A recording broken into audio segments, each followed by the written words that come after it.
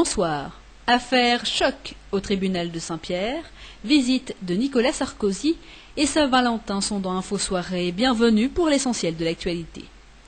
Le tribunal de Saint-Pierre est en crise. Le doyen des juges est actuellement sous le coup d'une enquête administrative, selon des révélations du journal de Lille. La faute de Francis Catalano est d'avoir eu des rapports sexuels dans son cabinet avec une ou plusieurs femmes. C'est son greffier qui l'a dénoncé. Il y a une enquête administrative, l'enquête révélera ce qu'il y a lieu de révéler, mais en ce qui nous concerne, nous ne prenons absolument pas position, nous n'avons pas de commentaires à faire. Vous avez été surpris ou pas? Surprise d'un tel déballage, toujours. L'une de ses maîtresses serait une conseillère régionale. Elle aurait obtenu de sa part un droit de visite pour son fils, alors que son dossier était à la charge d'un autre juge. C'est dans ce contexte que l'enquête a été ouverte. Les Saint-Pierrois la suivent de près.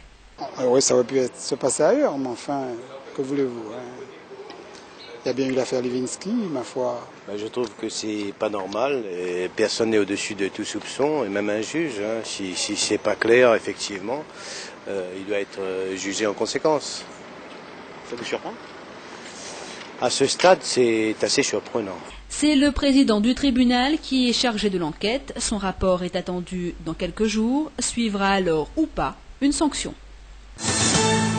La HALD, la Haute Autorité de lutte contre les discriminations et pour l'égalité, est présente depuis 3 mois à La Réunion. Elle travaille déjà sur une dizaine de dossiers. Pour cet homme qu'on appellera Michael, plus question de se taire. En 30 ans, il a vu sa carrière stagner. La cause serait son appartenance à un syndicat. Aujourd'hui, pour lui, plus question de subir. C'est accompagné de la HALD, Haute Autorité de lutte contre les discriminations et pour l'égalité, qu'il compte dénoncer l'injustice dont il est victime. On m'a dit, écoutez, arrêtez le syndicat, vous aurez une carrière excellente. Et j'aime pas trop mettre le genou à terre quand ça vaut pas la peine. Des personnes ont des promotions fulgurantes et moi, d'année en année, je vois que ça n'avance pas. Pour Mickaël, la situation devenue sans issue doit à présent servir d'exemple.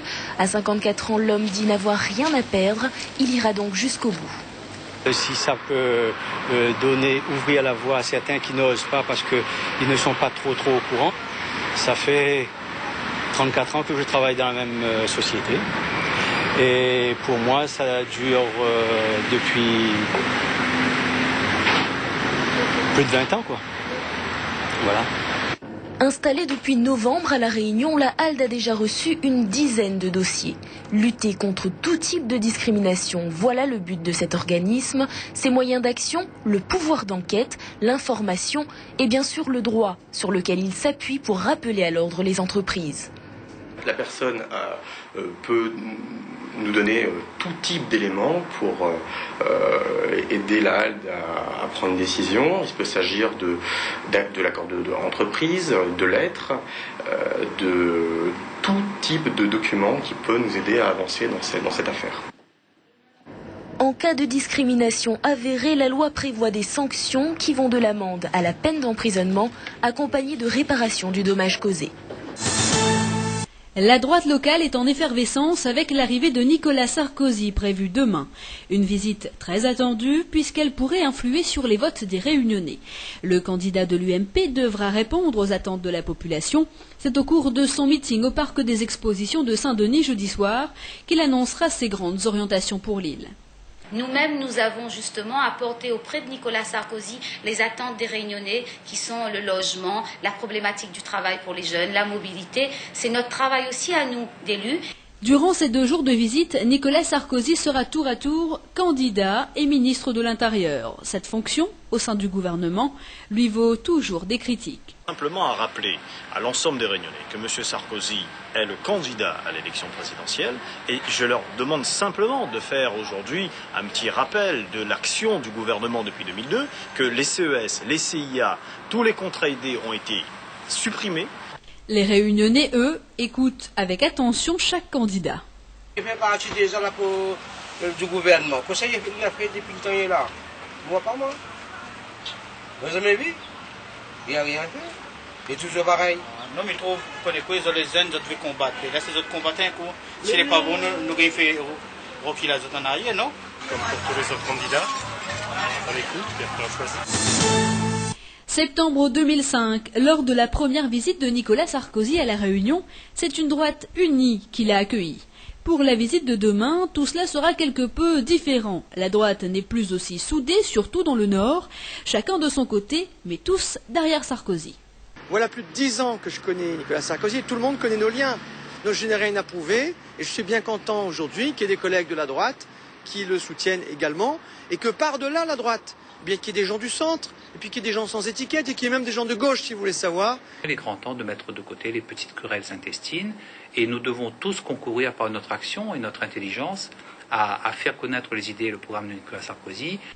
Pour cette présidentielle, ces politiques ont décidé d'enterrer la hache de guerre, mais pour les législatives, l'histoire sera certainement tout autre. Je crois qu'il ne faut pas se tromper de combat ou d'élection, il s'agit d'une élection présidentielle. Et c'est le président national de l'UMP qui se déplace. Toutes celles et ceux qui se réclament de l'UMP doivent lui faire un accueil chaleureux. Priorité est donnée à la visite du candidat UMP pour le moment, mais l'affaire est à suivre. Saint-Paul accueillera Nicolas Sarkozy. La commune fait presque peau neuve pour recevoir le candidat à la présidentielle. L'avenir appartient à celui qui se couche tard, un slogan qui ne plairait sûrement pas à Nicolas Sarkozy. En attendant la venue du candidat qui souhaite restaurer la valeur travail, la ville se prépare pour se montrer sous son plus beau jour. J'ai une veille d'armée là-bas, une veille d'armée avec un tracteur, une veille d'armée avec comparter, bien 3 arrosés, on va mettre des 3 plantes. Pendant ce temps, à la municipalité, on passe en revue les moindres détails du parcours de Nicolas Sarkozy. Et l'école où est-ce qu'on est? La Chorale. L'école Saint-Agrega, ok, dans la rue L'Épinay, moi ça ne me pose pas de soucis, mais c'est la Chorale. Mais la chorale avec les petits écoliers saint-paulois n'est pas du goût de tous. Un syndicat enseignant s'indigne que les élèves soient ainsi réquisitionnés selon eux. Côté marché forain, idem. Le ministre devrait s'accorder 30 minutes de bain de foule. Un passage un peu trop éclair pour certains. Une demi-heure, rien, c'est quoi, 2-3 questions, même pas 2 minutes, après ça va, parce qu'on a tellement comment ça, des petits restaurants, des petits boutiques dans la ville. Il y a quelqu'un qui vient à la Réunion pour que ça change. Donc pour nous c'est pas normal, il faut faire des efforts tout le temps, il faut regarder un petit peu à droite à gauche, il faut lever un petit peu la tête. Il n'y a pas besoin absolument qu'il y ait un ministre qui vienne à la Réunion pour faire des travaux. Ça, c'est... Même nous aussi on a le droit à avoir une belle ville propre, bien aménagée. À la mairie, on explique que tous ces aménagements ont seulement été avancés. Il y a effectivement un effort qui est fait, qui va dans l'effort au quotidien.